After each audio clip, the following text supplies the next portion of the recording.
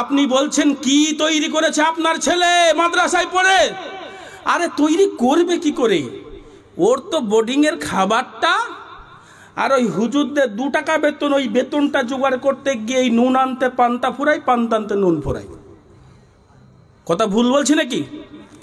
এখানে একটা মিশন করেন, এখানে একটা মাদ্রাসা করেন, 2 বছর পর মিশনটা 5 তলা বিল্ডিং আর মাদ্রাসাটা ওই একতলাই থেকে যাবে, 2 তলা হবে না। মাদ্রাসায় নাকি ছেলে ভর্তি করলে অ্যাডমিশন ফিস দিতে হয় না, অ্যাডমিশন ফিস লাগে না।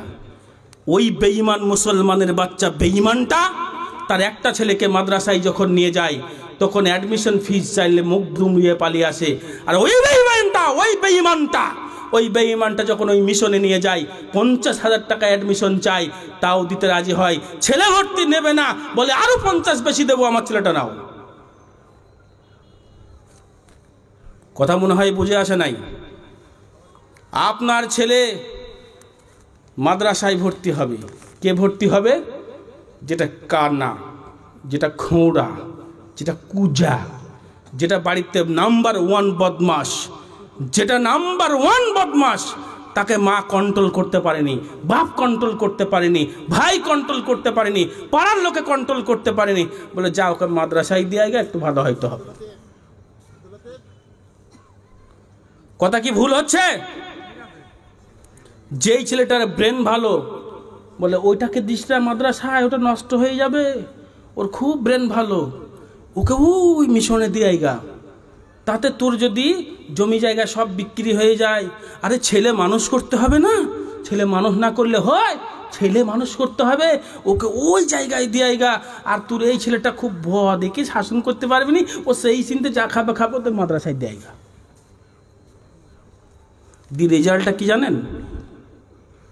ছেলেটা পড়ছে, মিশনে পড়ে চাকরিও পেয়েছে, ভালো মোটা বেতনও পাচ্ছে, কিন্তু সে আর চাঁদপুরে থাকে না, সে এখন বহরমপুরে ফ্ল্যাট ভাড়া নিয়ে থাকে। আর চাঁদপুরে মা আর বাপ বুড়া হয়ে গিয়ে 2 চোখের পানি ঝরঝর করে ফেলে আর বলে আমার ছেলে খোঁজ নেয় না। কথা কি ভুল হচ্ছে? আরে আমি জানি, আমার কাছে রিপোর্ট আছে, কত ডাক্তারের মা, কত মাস্টারের মা আমাদেরকে ফোন করে বলে হুজুর একটু আব্বা মায়ের জন্য বয়ান করবেন, একটু মায়ের কথা বলবেন, একটু আব্বার কথা বলবেন। আমার ছেলেটা এত শিক্ষা করলাম, এত টাকা খরচা করলাম, লক্ষ লক্ষ টাকা খরচা করলাম, তাকে মানুষ করতে গিয়ে জীবনে কোনোদিন ভালো কাপড় পরিনি, জীবনে কোনোদিন ভালো পোশাক পরিনি, জীবনে কোনোদিন ভালো খাইনি।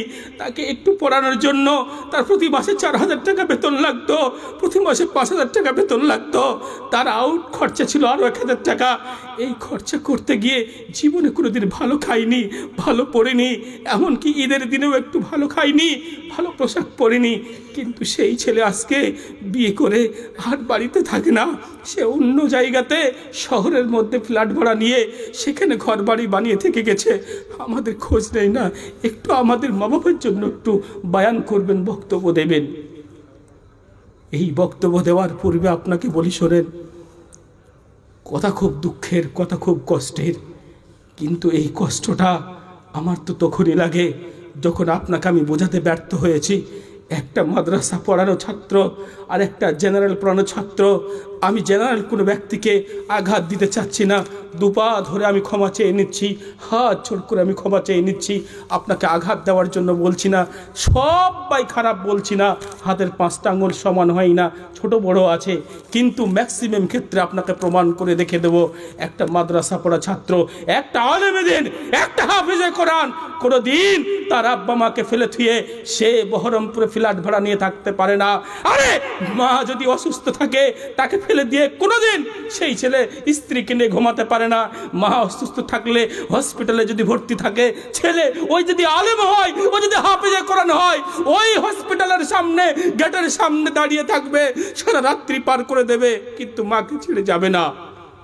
আপনাকে তো আমি বুঝাতে পারিনি, আপনি খরচা করেছেন অন্য জায়গায়, আপনি তো এখানে খরচা করেননি, ওই সন্তানকে দেননি। আরে এই মাদ্রাসাতে কি শিক্ষা দেওয়া হয় এটা আপনি মূল্যায়ন করেননি।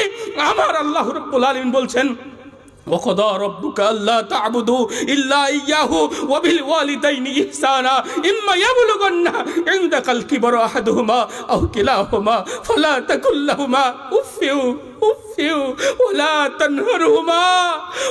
تنهرهما وقل لهما قولا كريما واخفض لهما جناح الذل من الرحمة وقل رب ارحمهما كما ربياني صغيرا। আমার আল্লাহ রব্বুল আলামিন শিক্ষা দিচ্ছেন, এই মাদ্রাসায় যারা পড়ে, এই মাদ্রাসায় যারা শিক্ষা নেয়, তাদেরকে আমার আল্লাহ শিক্ষা দিয়ে বলছেন, মুসলিম জাতি শুনে নাও, আমি আল্লাহ ফয়সালা করে দিয়েছি, ওয়াকাদা রব্বুকা আল্লা তা'বুদু, আমি আল্লাহ, আমি তোমার রব, আমি তোমার বাদশা, আমি তোমার মালিক, আমি তোমার রব, আমি তোমার রুজিদাতা, আমি তোমার মরণদাতা, আমি তোমার জীবনদাতা। তোমার জন্য আমি ফয়সালা করে দিয়েছি, আমি আসমান থেকে ফয়সালা পাঠালাম। শোনো, আল্লাহ তা'বুদু, আমার ইবাদত করার পরে, আমার গোলামি করার পরে, আমার ইবাদত করার পরে, আমার গোলামি করার পরে তুমি যার গোলামি করবে, তুমি যার শ্রদ্ধা করবে, তুমি যাকে ভালোবাসবে, সব থেকে বেশি ভালোবাসবে, ওটা হচ্ছে তোমার মা এবং তোমার আব্বা। বলেন, যে আল্লাহ এই শিক্ষা দেয়, আর যে শিক্ষা এই মাদ্রাসায় দেওয়া হয়, এই চর্চার পদে দেওয়া হয়, সেই শিক্ষাকে আপনি মূল্যায়ন না করে ফট এই সমস্ত শিক্ষা পড়ানোর জন্য, এই সমস্ত করার জন্য হাজার হাজার টাকা আপনি খরচা করলেন, কিন্তু আপনি এই সন্তানের জন্য একদিনও ভাবলেন না চর্চাতপুর মাদ্রাসা চলে কি করে, এই মাদ্রাসা চলবে কি করে। আমি তো 1 টাকাও দিই না, আমার ছেলেটা তা পড়ে, ওখানে খায়, ওখানে পড়ে, ওখানে থাকে, ওর শিক্ষকের বেতন হয় কি করে, ওর বিল্ডিংটা তৈরি হবে কি করে, ওর গবেষণাগার তৈরি হবে কি করে, ওর ল্যাবরেটরি তৈরি হবে কি করে, ওর রিসার্চ সেন্টার তৈরি হবে কি করে। জীবনে আপনি ভাবলেন না, ওইখানে আপনি খরচা করেছেন, অথচ যেই জায়গা থেকে আপনার সন্তানকে এই শিক্ষা দেওয়া হয়, ওয়াকাদা রব্বুকা আল্লা তা'বুদু ইল্লা ইয়্যাহু ওয়া বিল ওয়ালিদাইনি ইহসানা ইম্মা ইয়াবলুগান্না ইনদাকাল কিবারা আহাদুহুমা আও কিলাহুমা ফালা তাকুল লাহুমা উফিউ ওয়া লা তানহারহুমা। আল্লাহু আকবার। আমার আল্লাহ রাব্বুল আলামিন বলছে, শোনো, এই ফয়সালা আমি তোমাদেরকে দিয়ে দিলাম, আমার ইবাদত করার পরে, আমার দাসত্ব করার পরে পরে তোমরা তোমার আব্বা মায়ের দাসত্ব করবে, তাদেরকে তোমরা ভালোবাসবে, তাদেরকে তোমরা শ্রদ্ধা করবে, তাদের সঙ্গে সৎ কথা বলবে, নম্রভাবে কথা বলবে, ভদ্রভাবে কথা বলবে। যদি তোমাদের পিতামাতার কেউ একজন থাকে, খবরদার শোনো, তারা যখন বৃদ্ধ অবস্থায় পৌঁছে যাবে, বুড়া হয়ে যাবে, তাদেরকে তোমরা কষ্ট দিয়ে ধিড়কিয়ে শব্দটাও তাদের মুখ থেকে যেন বার করিও না। কে বলছেন? আমার আল্লাহ বলছেন। বলেন তো, আমার মতো একজন ব্যক্তি এই শিক্ষাটা পাওয়ার পরে, এই জ্ঞানটা পাওয়ার পরে কি করে আমার মাকে আমি কষ্ট দিতে পারি, কি করে আমার আব্বাকে আমি কষ্ট দিতে পারি? আরে যেই নবী মুহাম্মদ রাসূলুল্লাহ সাল্লাল্লাহু আলাইহি সাল্লাম শিক্ষা দেন, একজন ব্যক্তি, একজন যুবক, একজন সন্তান বিশ্বনবীর কাছে চলে গেলেন, বিশ্বনবীর কাছে গিয়ে বলছেন, ইয়া রাসূলুল্লাহ, ইয়া হাবিবাল্লাহ, আমি বড় অসহায়, আমার বড় কষ্ট হয়। বলে, কেন তোমার কষ্ট হয়, কেন তুমি অসহায়?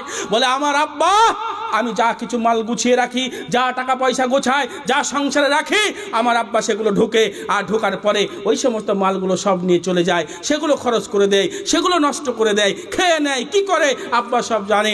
অতএব আপনি আমার আব্বার ব্যাপারে কিছু কথা বলেন। বিশ্বনবী ডাক দিয়ে বললেন, তোমার আব্বাকে ডেকে নিয়ে এসো। বিশ্বনবী ডাক দেওয়ার পরে ওই বৃদ্ধ ব্যক্তি আসলেন, লাঠি হাতে করে ঠক ঠক ঠক ঠক করে চলে আসলেন। আসার পরে বিশ্বনবী জানতে চাইলেন যে, বলো হে বৃদ্ধা, তোমার সন্তান যে অভিযোগ করে সেটা কি ঠিক? বৃদ্ধা বললেন, ইয়া রাসূলুল্লাহ, অভিযোগ তো ঠিক, আমি এ কাজ করি ঠিক। আমি যখন শক্তিশালী ছিলাম, আমার যখন ক্ষমতা ছিল, আমার যখন অর্থ ছিল, আমি যখন অর্থ ইনকাম করেছিলাম, আমি যখন সম্পদ অর্জন করেছিলাম, তখন আমার সন্তান যা খুশি আমার পকেট থেকে বার করে নিত, সে যা খুশি আমার ঘর থেকে নিত, সে যা খুশি আমার ঘর থেকে নিয়ে কাজ করত। আমি একদিনও বলিনি, বেটা তুমি এই কাজ করবে কেন? আজ আমি অসহায়, আজ তো আমার কিছু করার নেই, আজ কেন আমার সন্তান আমাকে বাধা দেবে? সেদিনকে বিশ্বনবী এইরকম করে কলারটা চেপে ধরে সন্তানের বলেছিল, হে সন্তান শোনো, আন্তা ও মালুকা, তুমি এবং তোমার মাল, আবুকা, তুমি এবং তোমার মাল তোমার আব্বার।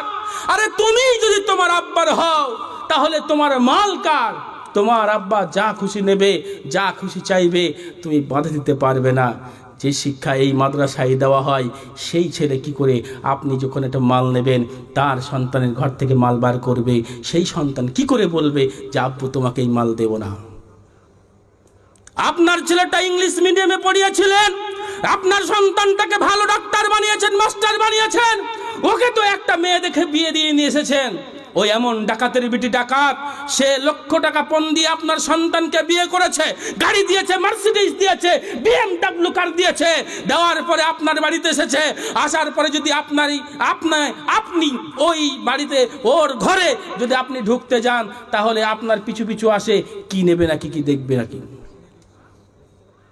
ঘরের তালা বন্ধ করে রাখে, আপনি ঘরে ঢুকতে পারবেন না, ঢোকার ক্ষমতা আপনার নেই। আপনি যদি নেন তাহলে চিল্লিয়ে গা মাথায় করে পরিবেশ এমন করবে আপনি আপনার ঘরেই চোরের মতো থাকবেন। কিন্তু আপনি যদি ওই মেয়েটাকে চরচাঁদপুর মাদ্রাসাতে শিক্ষা দিতেন, শ্বশুরের সঙ্গে কেমন ব্যবহার করতে হয়, পিতার সঙ্গে কেমন ব্যবহার করতে হয়, হে সারা পৃথিবীর মহিলা শোনো, তুমি তোমার স্বামীর সঙ্গে কি ব্যবহার করবে, তোমার শ্বশুরের সঙ্গে কি ব্যবহার করবে, শাশুড়ির সঙ্গে কি ব্যবহার করবে, এই ব্যবহার যেই জায়গায় শিক্ষা দেওয়া হয়, এই শিক্ষাটাকে আপনি নাক ছিটকিয়েছেন, এই শিক্ষাটাকে আপনি পছন্দ করেননি। আপনি আপ টু ডেট শিক্ষাকে পছন্দ করেছেন, আজকে মডার্ন শিক্ষাকে পছন্দ করেছেন, যে নাকি মিনিস্কার্ট পরে, যে নাকি মিনিস্কার্ট পরে দুনিয়াতে চলাফেরা করবে, যে নাকি তার শরীরের একটা অংশ খুলে চলাফেরা করবে, যে নাকি এই নামি কলেজে পড়বে, যে নাকি এই নামি দামি স্কুলগুলো পড়বে, পড়ার পরে সে নাকি তার শরীরের সমস্ত অঙ্গ প্রত্যঙ্গ খুলে এই আপ টু ডেট হয়ে চলাফেরা করবে। করার পরে এই সন্তানটা, এই মেয়েটার প্রতি আপনি এই আশা রাখছেন কি করে যে এই মেয়েটা আপনাকে এত ভালো সম্মান